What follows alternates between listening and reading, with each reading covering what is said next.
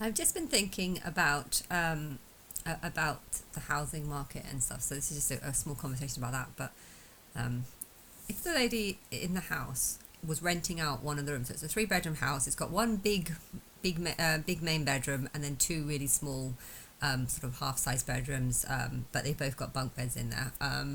But yeah, if she was to rent out like one of the rooms, she could probably easily get about £400 a month. Doesn't the government think it's weird how she could rent out one of the rooms for £400 a month, and still claim the £700 benefit to help pay her rent? Um, so technically, if the rent was only 950, which it was for a year, and then before that it was only 900. But I think she's been claiming for 2 years. So if she's getting £700 to pay her rent, and she's only paying 200 or £250 a month, but she's renting out one of her bedrooms, and the person in there is paying £400 a month. That technically means that the person who's renting out one of these tiny bedrooms is actually spending almost twice or just under twice as much as what the lady who is paying to own the whole house. I mean, how many times has something like this happened where the government gives someone a grant because they've got a young kid, but then they go and rent out one of the rooms at a high price and literally pay off their whole mortgage, the whole cost of their whole contribution towards the property, even though the people who are actually paying the higher prices are getting so much less for that. This is something that really does bother me. Why? Because I spent a long time living in a studio flat. I mean, I spent most of my time living in my parents' junky, horrible, messed up flat, because I was trying to save up to buy a property. So I needed to get a £50 deposit. So I had to, all the money that I would have put into rent, I needed to kind of sacrifice my own happiness, my own life, and my own sanity almost, because my mum drives me mad, and her flat is a mess. But yeah, so I did that because that's what it took to get a £50 deposit, and yet there are plenty of people who would put that into a renting property only to find that there's got no money left at the end of the year, and then they can't ever buy. So I made sacrifices to be able to buy, only to find that the housing market had go up much higher, that it was really bad. And even when I went to Birmingham, if I would have bought straight after I found out that I was Christ, I would have been able to buy somewhere for 50. I would have been able to buy this place for 50,000, or I think it was 70 actually. It was 50, but a few years earlier than that, and then it went up to 70. But I had it once I'd inherited the £70,000 from my granddad. I could have bought this property fully without my mum's help. And instead, I waited 3.5 years for people to help me, and they didn't. And the housing market went up so much that my mum now had to contribute. I was down 20,000, and my mum had to give me 50,000 to buy this place. But it's just, I was thinking about that. Like, there's some people that are paying like £200, £300, £400 to live in a tiny little room, and then you've got other people who are living in a big house, and the government is paying over half of their costs, and they're only paying a really tiny bit. They get the luxury of living in a big house. They get the luxury of trying to rent out some of the rooms to make more money than they're paying, more money than their contribution, and they also get the luxury to say, like, this is my house, I've been here. And, I'm a little bit concerned because I'm worried that she might start saying, I know when I tried to go up, because we were undercharging for a long time, I didn't realise that the housing market was going up and up each year. So when I rented out in 2001, I kind of assumed that the price would be the same as it was in 2019. And so I was probably a little bit down, when I first started. And then the bills doubled, and we shouldn't have been paying the bills. And then I tried to get off that, but we were still kind of down. And then I had to go up an extra £100. And that was hard work. I had to basically threaten to kick her out, and stuff. And she did go up. But yeah, each year she's indicating that it shouldn't be going up, and it should be the same. We made an agreement 2 years ago that this would be this price, and well, that's 2 years ago that the agreement has ended now. But yeah, it's just, I know I should consider myself lucky from all the stories that I've heard. He's the person in the jacuzzi yesterday said that his son had two bad experiences. One lived there for 4 months and left after 4 months, but had completely trashed the place. Another one had lived there for 6 months, I'm not sure if that one was completely trashed or if they just left, but it was impossible to get them out. And so, this housing market that's you've set up is completely false, because there's too many people not paying the rent. And if the laws and the government are only going to side with the tenants rather than the people who've owned the house, then there's absolutely no point of owning a house, because the if you don't own it, because they all had a mortgage. He said the only way he was be able to buy these is if he had a giant mortgage, and I guess the idea was the house would pay itself, but it doesn't if you've got bad people trashing the place. And it could be so easy to trash somewhere. The amount of damage you can cause in 50 minutes. If a burglar comes in, they could literally smash up the place and cause you huge amounts of damage.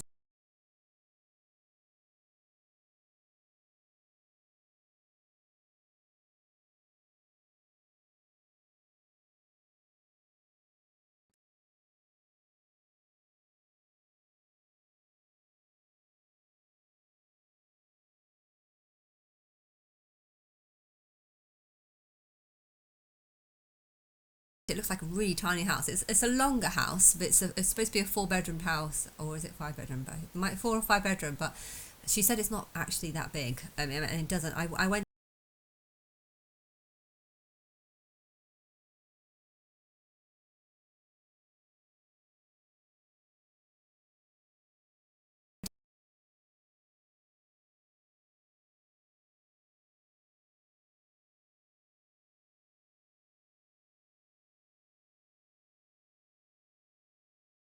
One of the 1 bedrooms. If she sold the 1 bedroom, then it would be good, because she could pay off the mortgage and she could guarantee.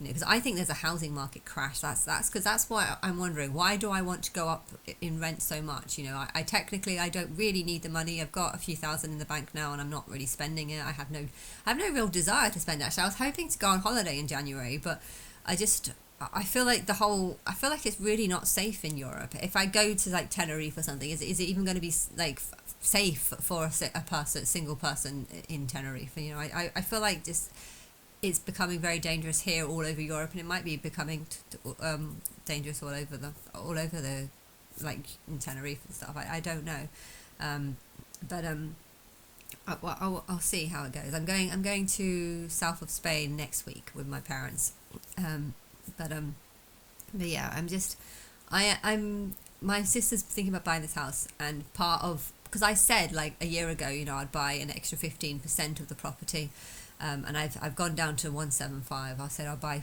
15% at the rate of 175. I know technically the house says it's worth 190, and maybe it is, but I know that, well, if we sell at 190, we're gonna have to pay a huge amount of capital gains tax, and yeah, because there's no like details about the deals that I'm doing with my sister.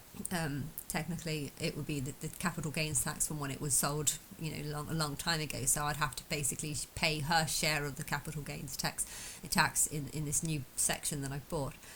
So I think it's fair for it to be lower, but yeah, I don't know what the range is. I mean, technically it might be worth 200,000, in which case it's a really good deal. But I've been thinking about it, because I don't know what's going to happen, and I don't want to invest something if I think it's going to like fall apart. And I feel like if I do take £26,000 out of the bank, which is shutting down, there's an account that I have that's got 19,000 in it now, and I can't touch it.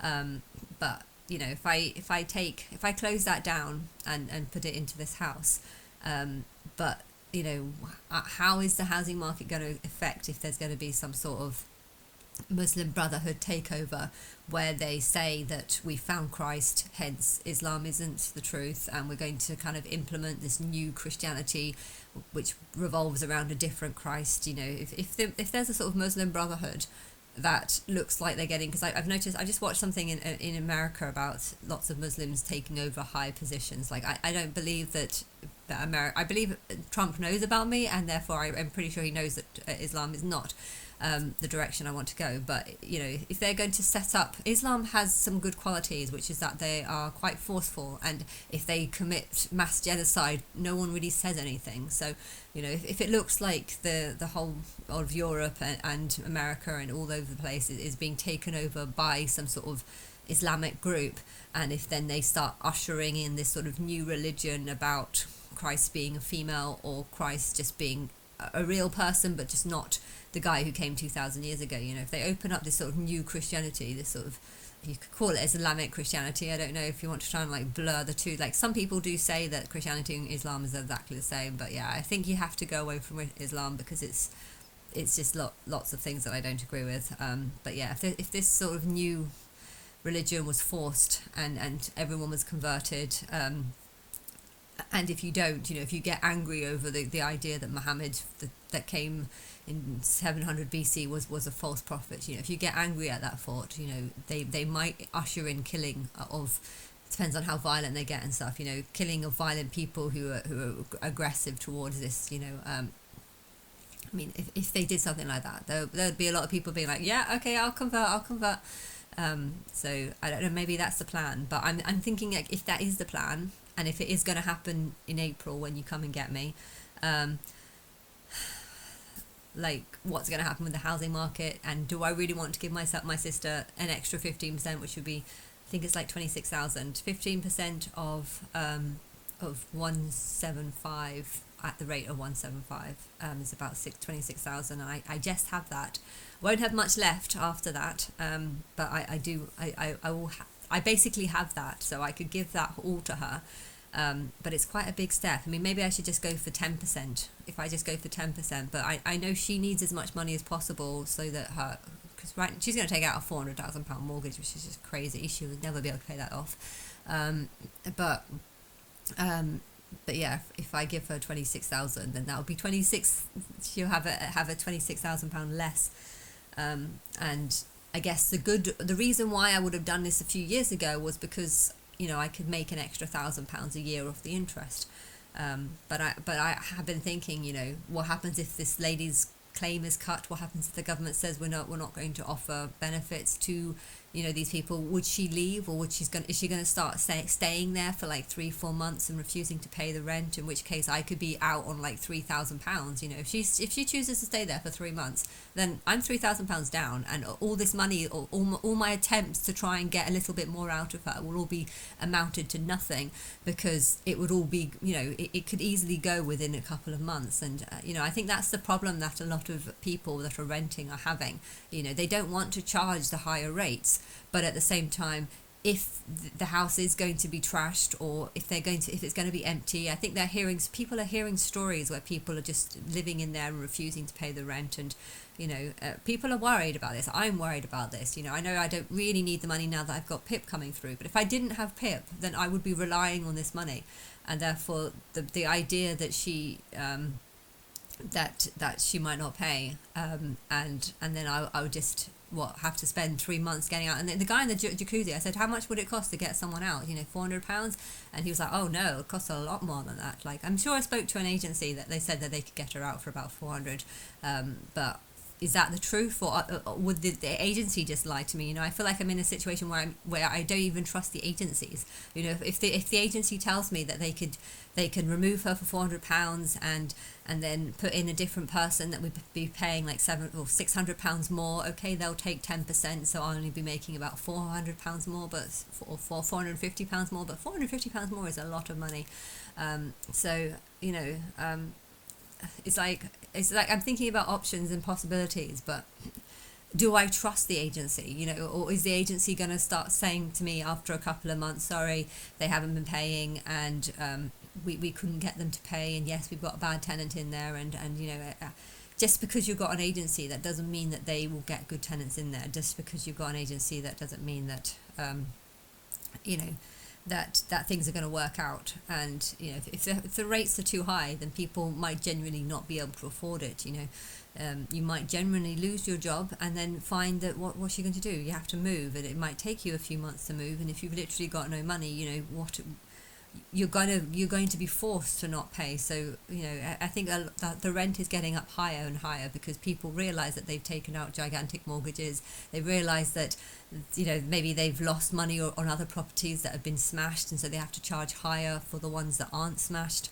And yeah, I just feel like there's this growing problem of people not trusting each other and needing to try and get as much as possible. And maybe that's what's helped inflate the markets. I think this free money that the government is giving out is helping to bring up the market. Why? Because there's less people, there's less people leaving, hence there's more, you know, and so, but I'm trying to think about what should I go for this, the 15%, and take all the money out of the bank, which is nice and safe in the bank, not earning a huge interest, but 19 of it is on 2.7% interest, which is a really high rate. So because most of it's like 1%. So I feel like it's actually safer in the bank. You know, a year ago I didn't feel this way, and I was kind of assuming that Sophie didn't go with this deal, and now she has. But I feel like I don't want to buy anymore. You know, I feel like she's kind of forced me into it by, you know, getting me to agree a couple of months ago, and then I'm sort of looking at how bad Birmingham has become, particularly in the last few months. I guess I've always noticed it for the last 3 years, but it's become far more obvious in the last 4 or 5 months, and the more obvious it is, the more I'm feeling untrustworthy towards the people that are coming in, and you know, untrustworthy towards the person that's in there right now. You know, I don't want to be having a huge share of the property to try and get a little bit more money, rent money each month, if it turns out that in a month's time she's just going to stop paying because she couldn't get the £700 money from the government. I mean, you know, I don't know if the government are going to have to stop claims for people that shouldn't be in the country. They do definitely need to give them time to leave, so that the owners of the properties don't start losing out. But yeah, I don't know what's going to happen, because the idea of this female Arab Christ coming in with like a bunch of soldiers. I'm dancing with my shoulders. I love that song. That song is absolutely amazing. It feels like I've heard it before, but I don't think I have, because when I first listened to it I hadn't heard it before, but I've listened to it for like I listened to it for like 2 hours in a row, like just constantly on repeat. It's like such a good, it's so much energy and so much like vibe. I'm dancing with my shoulders, and then all the trumpets and stuff. It's really good.